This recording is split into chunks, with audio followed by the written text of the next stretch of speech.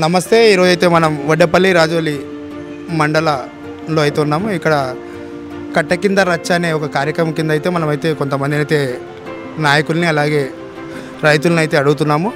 ముందుగా నమస్తే సార్. నమస్తే. ఈరోజు అయితే మనం ఒక రాజకీయ నాయకుడిని అయితే అడుగుతున్నాము. ఇక్కడ వచ్చేసి అల్లంపూర్ నియోజకవర్గం నుంచి అయితే టీఆర్ఎస్ అభ్యర్థి విజయుడు అయితే గెలుపొందడం జరిగింది.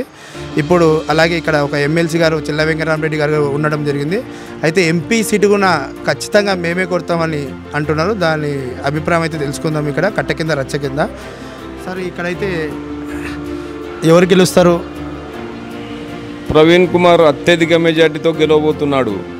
ఎందుకు సార్ ప్రవీణ్ కుమార్? ఏంటంటే అన్ని కాన్స్టిట్యున్సీ కన్నా నాగర్ కర్నూలు ఒక ప్రత్యేక, రేవంత్ మావునా డిస్టిక్ అంటే ఒక ప్రత్యేక, దానిలో అల్లంపూర్ ఒక ప్రత్యేక అని చెప్పొచ్చు. ఆ విషయంపై మీరు చెప్పాలి. మంచి విద్యావంతుడు, ఇక్కడ అల్లంపూర్ నివాసి, మంచి మనిషి, ఉద్యోగానికి త్యాగం చేసి రాజకీయంగా మంచి పిల్లలకు కానీ రైతులకు కానీ మంచి భవిష్యత్తు ఇచ్చి పార్లమెంట్లో మంచి ఆయన గలమిప్పి అభివృద్ధి చేయడానికి మంచి వ్యక్తి అనే ఉద్దేశంతో ఇక్కడ అల్లంపూర్ కాన్స్టిట్యున్సీ ప్రజలు అందరూ మంచి మెజార్టీతో ప్రవీణ్ కుమార్ని గెలిపించాలని అభిప్రాయం అందరికీ ఉంది. చాలా విజయుడి కంటే కూడా ఎక్కువ మెజార్టీతో 40,000 మెజార్టీతో గెలవబోతున్నాడు ప్రవీణ్ కుమార్. అయితే అభివృద్ధి అంటే ఇప్పుడు గత 4 నెలలు అయింది కాంగ్రెస్ ప్రభుత్వం వచ్చి. అభివృద్ధి ఏమైనా జరిగింది అసలు మీ కాన్స్టిట్యున్సీలో?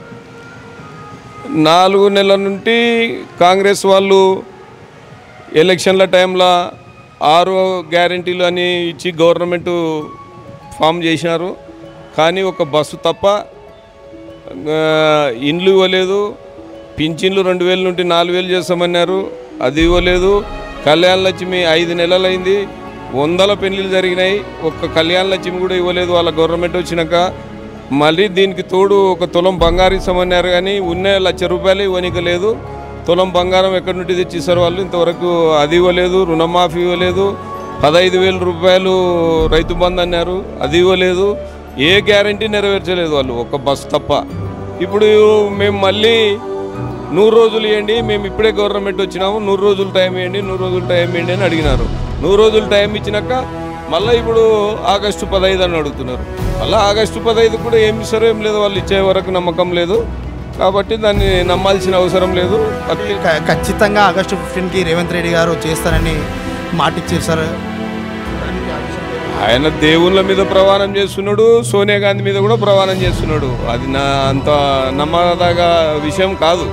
ఎందుకంటే ఫస్ట్ డిసెంబర్ 9 అన్నాడు, తర్వాత 100 రోజులు అన్నారు, తర్వాత ఇప్పుడు 3వది అడుగుతున్నారు. 3వది కూడా వాళ్ళది ఇది కాదు, ప్రజలు నమ్మే స్థితిలో లేరు.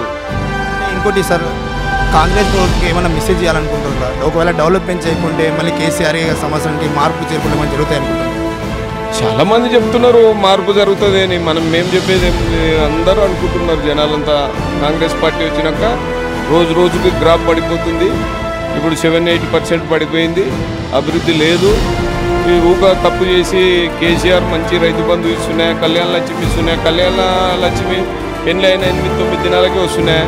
మనిషి చనిపోతే ఇన్సూరెన్స్ 18 దినాలకి 5 లక్షల రూపాయలు వస్తున్నాయి. ప్రతి 6 నెలలకు ఒకసారి 5,000 రూపాయలు రైతు బంధు పడుతున్నాయి. ప్రతి పంట రైతుది కొంటుండ్రి. మంచి వాతావరణంలో కేసీఆర్ నడిపినాడు. కరెంటు ఒకసారి కూడా పోకుండా ఇప్పుడు రాత్రి పోతుంది, పగులు పోతుంది కరెంటు. కాబట్టి కాంగ్రెస్ నమ్మస్థితిలో లేరు జనాలు.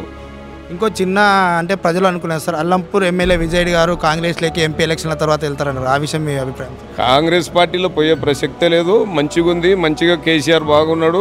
గవర్నమెంట్ ఒకసారి ఇది ఉండొచ్చు, ఒకసారి అది ఉండొచ్చు. వచ్చేసారి మళ్ళీ గవర్నమెంట్ వస్తుంది టీఆర్ఎస్ పార్టీ. కాబట్టి కాంగ్రెస్ లేకపోయే ప్రసక్తే లేదు. మంచి వాతావరణం టీఆర్ఎస్లోనే ఉంది, టీఆర్ఎస్లోనే ఉంటాడు. మా ఎమ్మెల్యే గారికి కేటీఆర్ అనుకో కేసీఆర్ అనుకో ఇక్కడ 14 కాన్స్టిట్యున్సీలో 2 కాన్స్టిట్యున్సీలే గెలిచినారనే దాని మీద మంచి అభిప్రాయం ఉంది అల్లంపూర్ మీద. మా దురదృష్టశాత్తు పార్టీ పైన వచ్చింటే మంచి అభివృద్ధి జరిగేది. ఇప్పుడు అభివృద్ధి కుంటుపడుతుందని జనాలు అనుకుంటున్నారు. ఈ చల్లా వెంకటరామరెడ్డి ఎమ్మెల్సీ గారికి ఉన్న పరిచయాల వల్ల అభివృద్ధి కూడా ఖచ్చితంగా 100% ఈ ఎలక్షన్లు అయిపోతేనే అభివృద్ధి వైపు వెళ్ళి మంచి కాన్స్టిట్యున్సీని అభివృద్ధి జరపాలని ఆయన ఉద్దేశం. Thank you sir, thank you so much.